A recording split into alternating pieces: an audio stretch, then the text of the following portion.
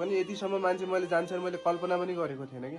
अस्ति मात्रै भर्खरै पनि उहाँ बुवालाई उता आएको छ, पैसा आएछ, त्यो छोरीले त्यही पैसा उताबाट त्यो पाकिस्तानीसँग लिने अनि उता बाउलाई पठाउने, त्यही पैसा बाउले मलाई दिएर अनि डिभोर्स गर्न खोज्ने कि। यो कहाँसम्मको अन्याय होला कि यो चाहिँ, कतिसम्मको अन्याय। मैले यही दिन देख्नलाई मैले आफ्नो बुढीलाई मैले युएस पठाउँ होला त। अब भोलि हाम्रो सपना होला, सुन्दर होला, के सोचेको थिएँ। 4 वर्षभित्रमा त मेरो कति धेरै मेमोरी बनिसकेको थियो कि त्यो त मलाई मात्र थाहा छ।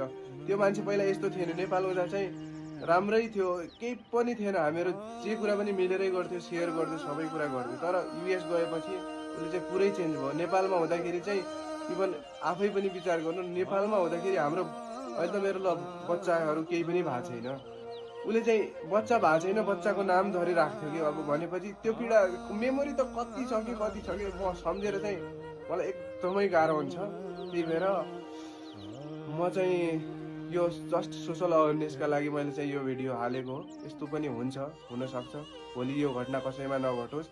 कसैले पनि बुढा र बुढी इभन यदि छुट्टियो भने यो घटना चाहिँ धेरै म्याक्सिममकोमा आउने नै रहेछ कि मैले धेरै जस्तो विचार गरेँ। तर यो कुरालाई अरूले दबाएर राख्छ, मैले चाहिँ सकिनँ है।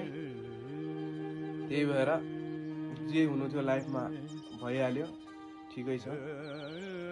अब उसको केटीको अब ठिकै छ, अब